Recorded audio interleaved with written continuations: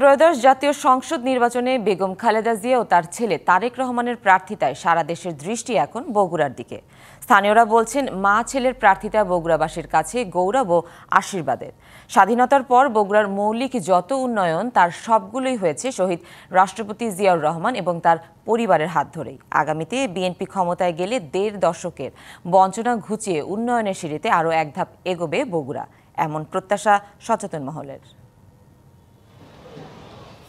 বগুড়ার BIAM model school ও college ২০০৫ সালে Bogura model school নামে প্রতিষ্ঠিত হলেও পরবর্তীতে নাম পরিবর্তন করা হয়।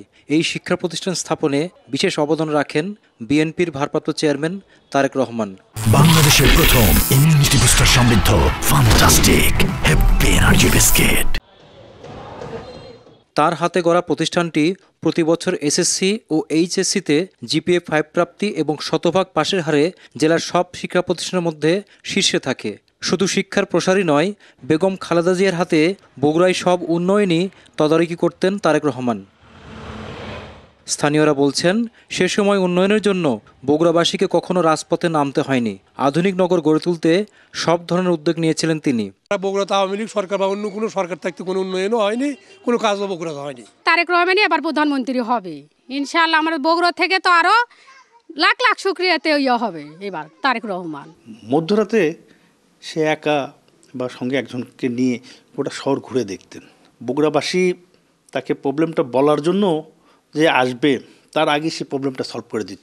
তারেক রহমানের পথে প্রান্তরে ছুটে চলা এবং উন্নয়ন কাজ তদারকির ক্ষেত্রে বাবা শহীদ রাষ্ট্রপতি জিয়াউর রহমানের ছায়ায় যেন খুঁজে পান প্রবীণরা। বগুড়ার যেটুকু উন্নয়ন বাংলাদেশের স্বাধীনতার পর থেকে হয়েছে সেটা জিয়াউর রহমান থেকে শুরু হয়েছে এবং খালেদা জিয়াও সেটা অব্যাহত রাখছে এবং আশা করি যে আগামী দিনে সেটা অব্যাহত থাকবে। শহীদ প্রেসিডেন্ট জিয়াউর রহমান যেমন তিনি যে কোনো বিষয়ে সুধীর সমাবেশ করতেন, এই বিষয়গুলো তারেক সাহেবের মধ্যেও আমি দেখেছি। এই দিক থেকে তার বাবা ছেলের অনেক মিল খুঁজে পাওয়া যায়। সচেতন নাগরিকরা বলছেন, আওয়ামী লীগের সময়ে শুধুমাত্র রাজনৈতিক প্রতিহিংসায় বগুড়াকে অবহেলা করা হয়েছে।